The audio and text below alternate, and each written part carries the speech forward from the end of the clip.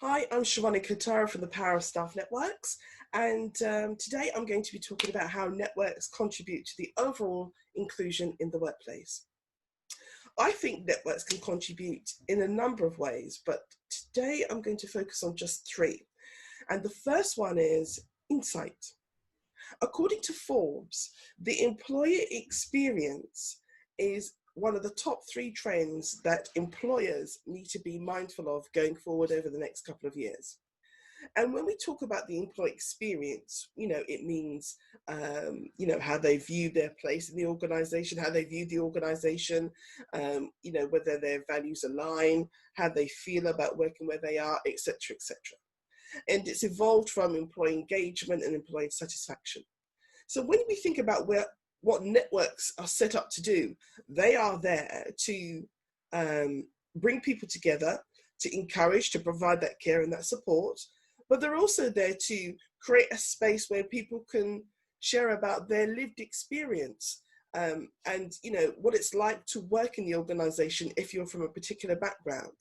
And when they gather that intelligence, which can be really powerful, and begin to articulate that to the decision makers, to the powers that be, and really share and say, listen, this is what you think it's like, but the reality is these are some of the barriers and challenges and obstacles that our members face by procedures and processes and policies that are in place that doesn't work for everyone.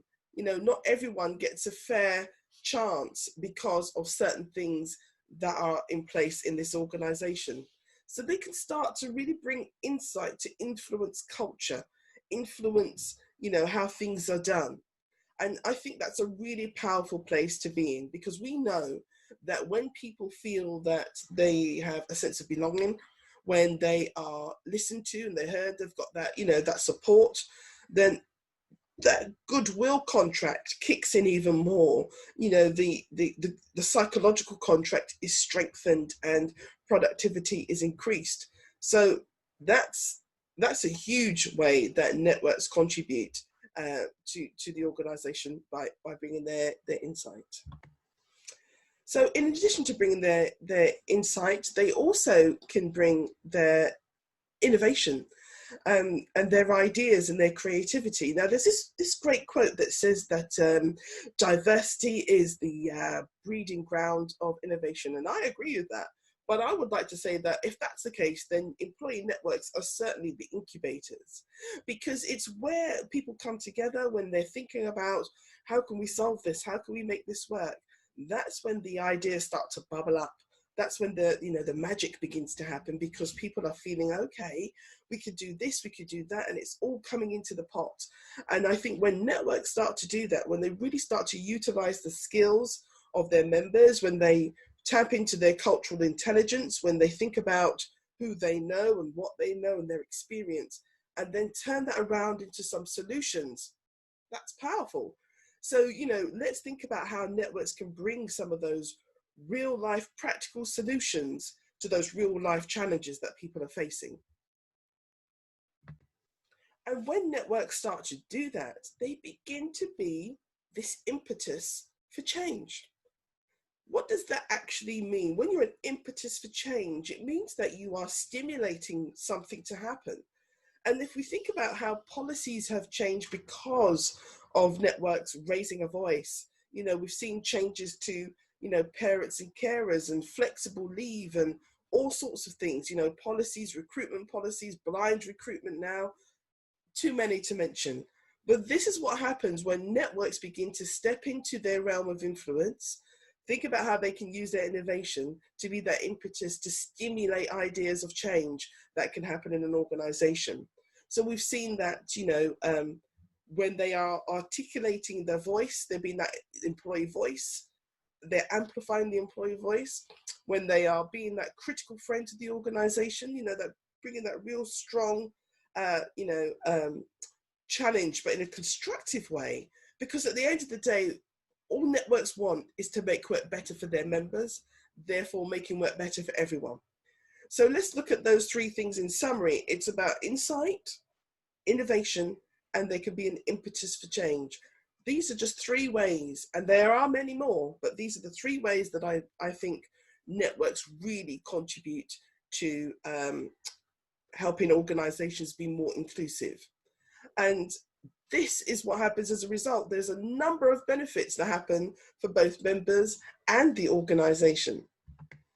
So for members, they are being represented, people are speaking up on their behalf in a way that's going to help improve their work experience, because that's what we want. We want their employee experience to be enhanced, and we want them to be talking positively about where they work. So networks are a great way of being that voice.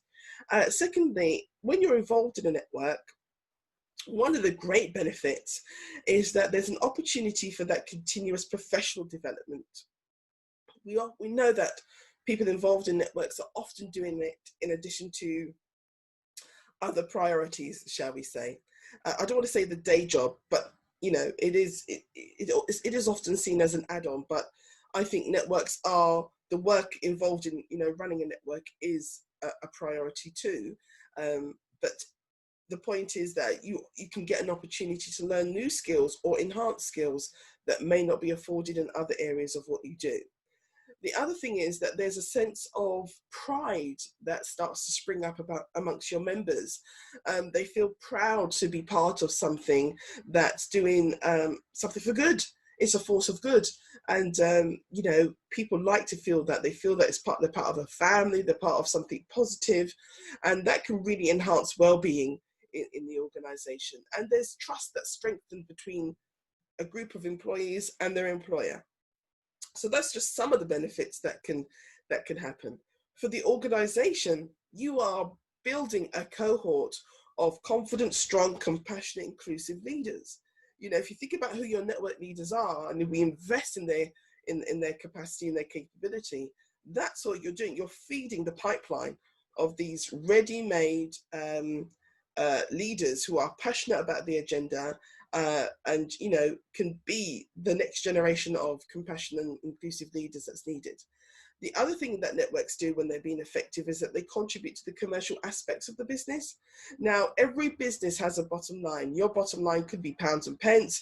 Your bottom line could be better patient care. It could be better services delivered. Whatever the case may be, you have a bottom line. And if you think about how networks are placed in the organization, they understand the business, but they also understand how to reach the most disenfranchised and help to bring people together. That's powerful, because when people feel that they are part of something, the productivity increases, and that has a direct impact on the commercial aspects of a business. And the other thing that networks do is they make the employer look very, very attractive. Oh yes, because they play a key role in recruiting as well as retaining staff and developing talent. And that leads to your organization becoming one of choice rather than chance. Yeah, you become the preferred option rather than the backup one.